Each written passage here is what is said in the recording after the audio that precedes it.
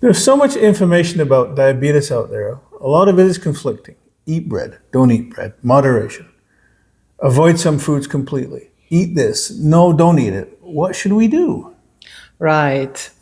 Particularly when you've just been diagnosed, it is confusing and frustrating.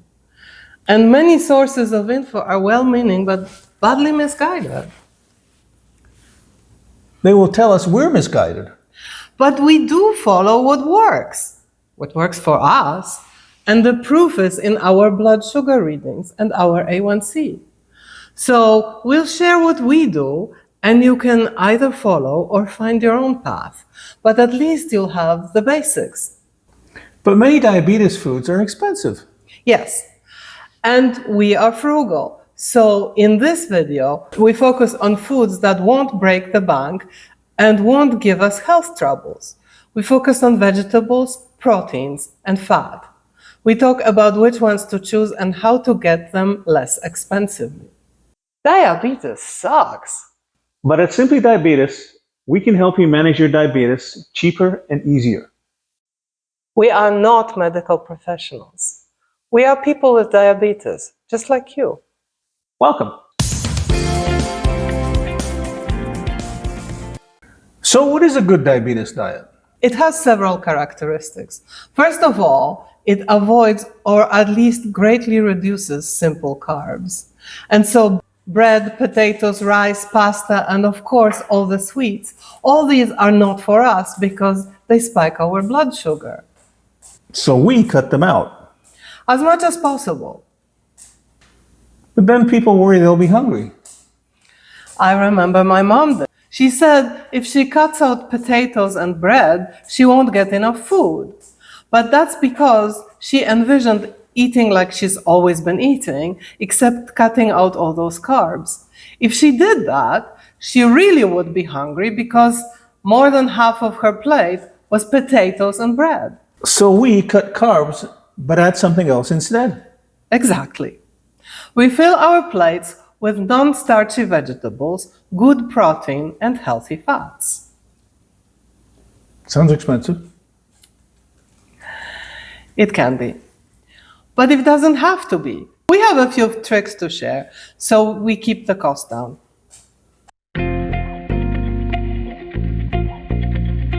Okay, so let's start with veggies. A lot of people don't like them. I know. And it sounds crazy to me. There are so many different veggies and different ways of cooking them. It's not possible to hate each and every one of them. Everybody will find something they like, even you. We have a video about that. I'll add the link down below. We do eat a lot of salads. Yes, leafy greens should be the first thing you put on your plate. Boring. Not boring. If you always eat iceberg lettuce, then I agree with you. But there are countless other leafy greens, and each tastes different. Try butter lettuce, arugula, romaine, spinach, and these are the popular ones. There are literally thousands of varieties. Some have tightly formed heads, others are loose. And then there are other leaves that aren't lettuce. The famously hated kale is one. Tight being Brussels sprouts. Bleh. I hate it and I won't eat it. I don't love kale either. It's been crowned as a superfood, but I don't see how it's better than many other leaves. Continuing with leafy greens, there are also mustard greens and cabbage, Brussels sprouts. What's that if not just leaves packed tightly into a round shape? I like cabbage, particularly the way you make it. We should make a video about that.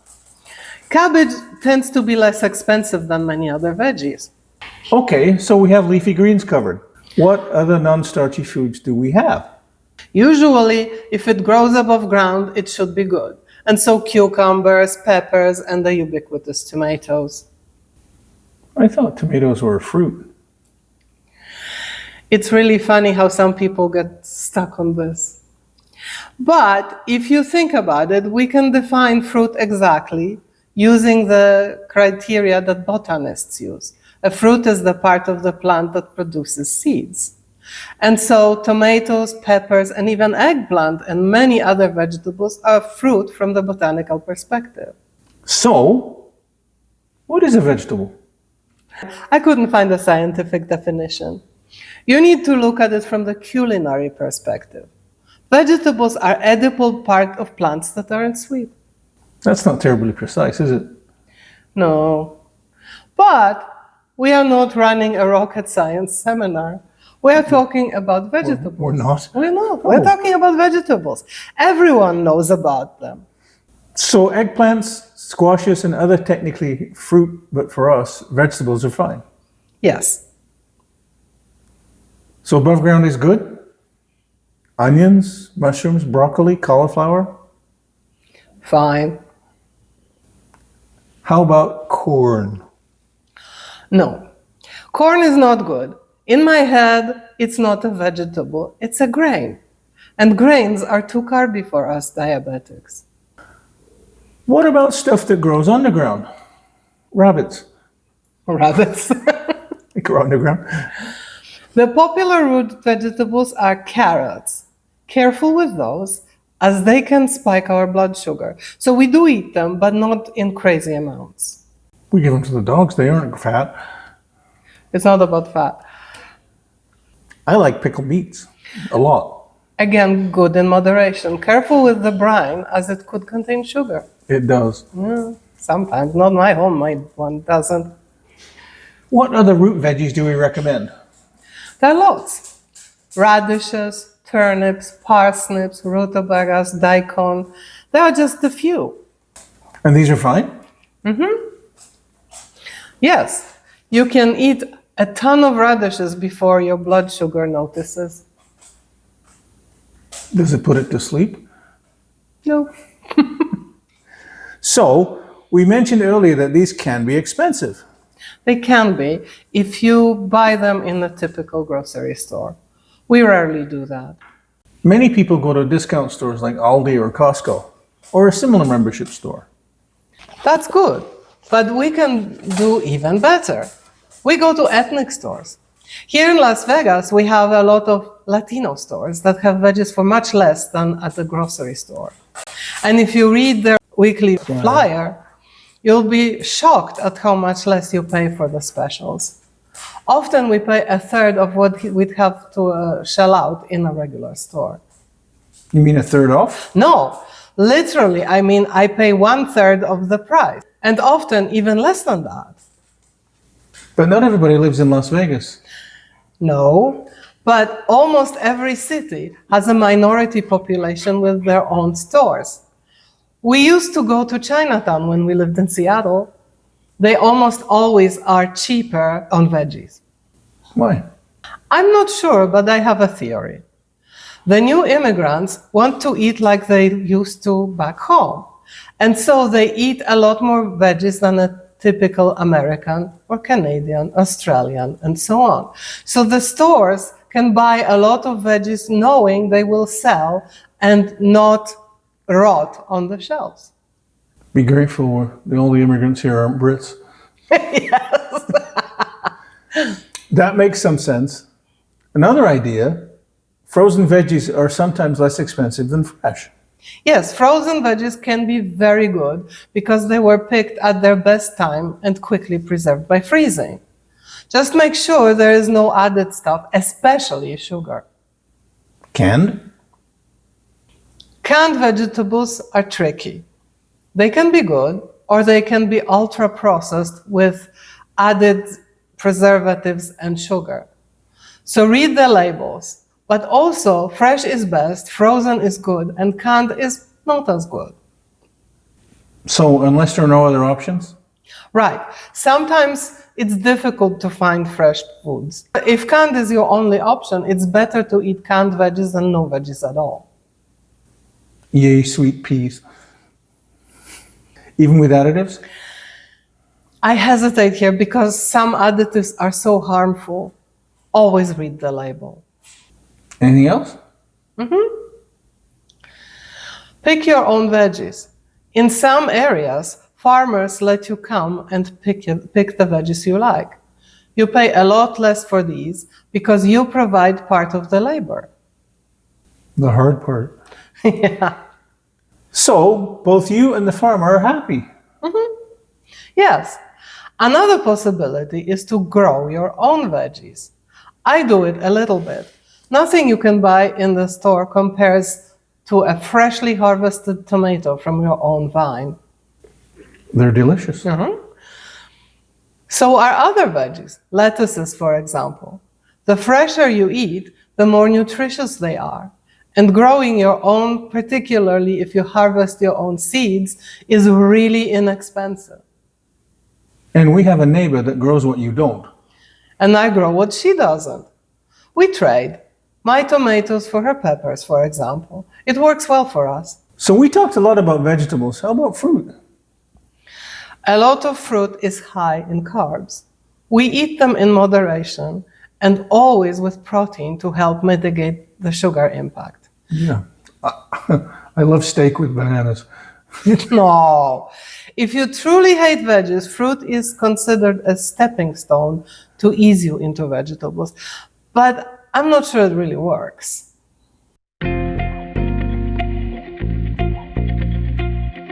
So we have veggies covered.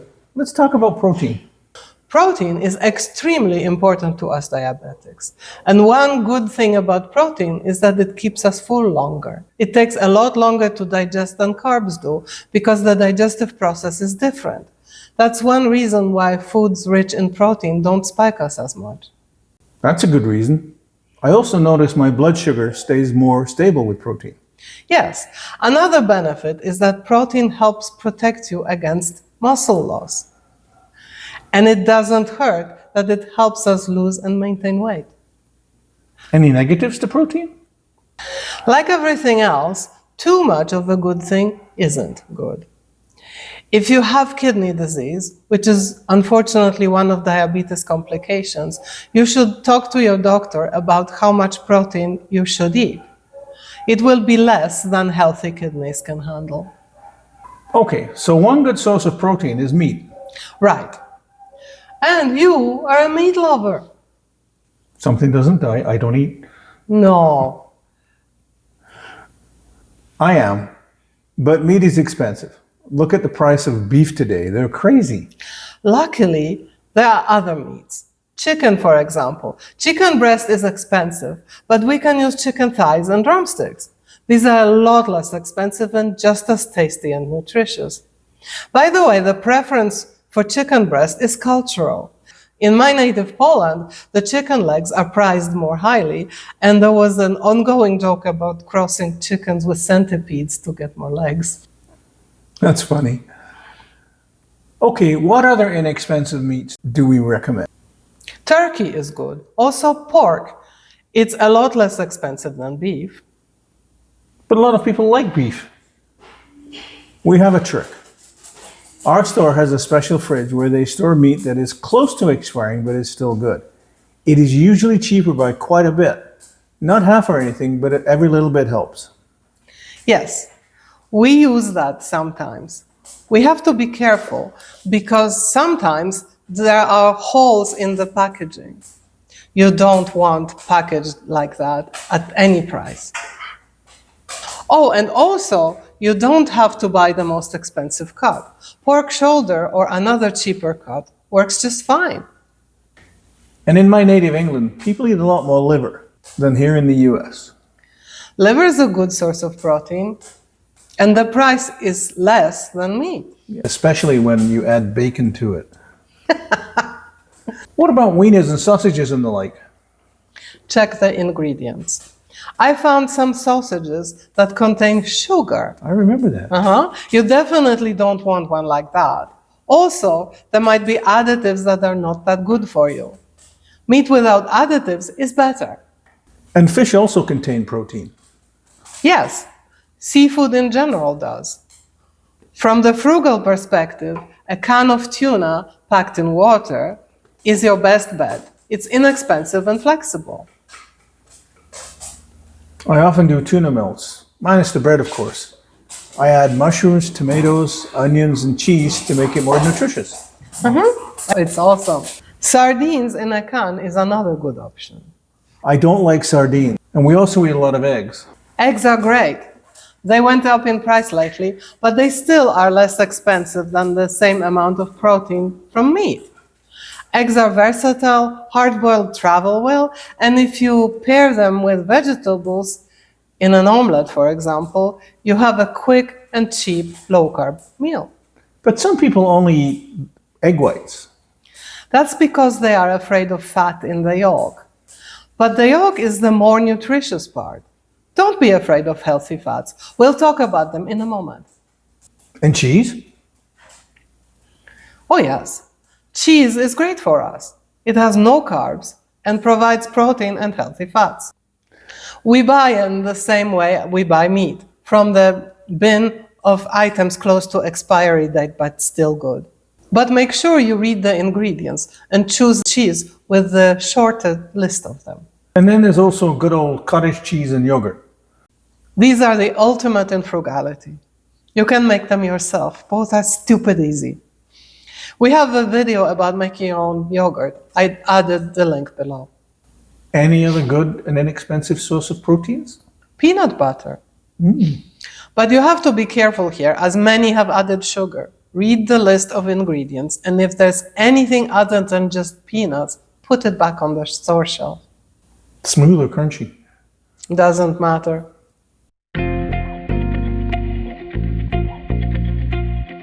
And so we come to fats.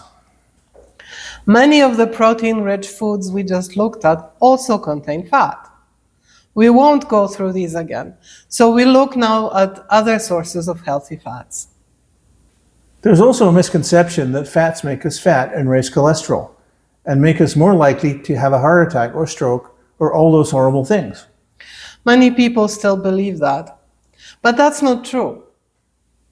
The research that spearheaded these misconceptions has been revealed as fraud. The researcher handpicked the data that fit his theory and rejected the much bigger data set that didn't fit. Fat is good for us. In fact, without fat, we'd be in trouble. Many vitamins are fat soluble. Also, our brains and our skin need fat. Okay, so now I'm not afraid of eating fat. Bacon. I'm afraid of paying for it. Good fats can be expensive. Yes, and cheap ones aren't as healthy. So what do we do? I use drippings from our bacon for cooking. If I don't have any, coconut oil will work in moderation. Don't go crazy on it, but it's cheap, particularly when bought in a large jar. It lasts forever and smells nice. But isn't olive oil better? It is, but extra virgin olive oil, which is the best oil for us, is very expensive. I don't want to use it for frying, but I do add it to salads. Butter is also great. We buy it when it goes on sale and freeze it until needed. There are also other foods that are full of fat that are good for us. Yes, avocados, nuts, seeds, including flax, sunflower, and chia. We eat a handful of nuts almost every day. Yes, I add it to our breakfast. It goes well in yogurt. So, you are what you eat. Does it matter if we eat nuts? No, all nuts and seeds are good. Just don't go crazy on them because they can give you a stomach trouble if you eat too many. So how does this all look in practice? Sure, let's look at the specific plate. Here's my dinner from yesterday. I have leafy greens, arugula. I also added radishes for crunch. So these are my veggies. I see an avocado. Isn't that a veggie? We'll get to it in a moment. Let's look at protein first. There's lots of it here. I see some sausage and cheese. Both are generous servings. Yes, that's so that I'm not hungry in an hour. That doesn't matter. You're always hungry in an hour. I know. Also, I checked the ingredients of the sausage to make sure that there isn't anything untoward, specifically sugar. And finally, there's avocado. It contains a lot of healthy fats, so I count it as a fat serving. Awesome. So you have all three components of your meal covered. I do. I always try to. So, we discussed veggies, protein, and fats. What else is there? Grains. Stay away. So, bread, pasta, and rice are a no. What about fruit? We eat small fruit portions, but you need to look at your own body's reaction. And if a fruit spikes you, it's not for you. What about beans and peas? They have a reputation for being a good source of protein, but they are an even richer source of carbohydrates. So we eat these occasionally, but in small amounts. Chips and crackers? No. If you want something crunchy, try radishes or pork rinds. Pork rinds? What about chocolate? I'm a chocoholic. I love chocolate, but it doesn't love me back because it spikes my blood sugar. So I eat it as a treat, a tiny amount and very slowly. This way, it lasts me a long time. What about potatoes? Potatoes spike us a lot, so no. Chips. Chips? No. So there you have it. The foods that work for us to help keep our blood sugar in the healthy range. If you found this video useful, click the like button and share and subscribe. See you next time. Until then, keep your blood sugar in the healthy range.